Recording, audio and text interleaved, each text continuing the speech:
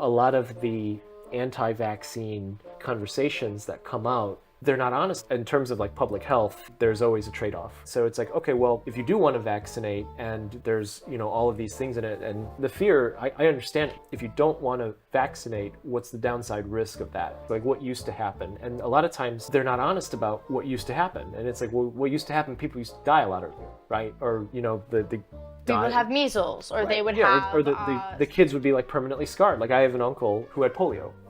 Right? And so he was in a wheelchair for his entire life. We need to have the conversation about the downside risk that comes from not vaccinating. Well, not just that, but the the foods, right? Some foods rot very easily if you didn't have certain preservatives in them. Now the question is, do we have too many preservatives?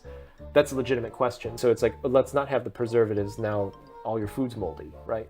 So it's like, yeah, like we can have that conversation. And the fear, I understand it because it's very visceral, right? Especially when it comes to long-term effects of chemicals that we might not know the long-term effects. But the truth of the matter is, okay, we might not know the long-term effects of these vaccines, but we do know the long-term effects of polio. Right. And we do know the long-term effects of measles. In terms of like public health, to have honest conversation, you have to understand there's always a trade-off. And sometimes, a lot of times, the benefit greatly outweighs the risk.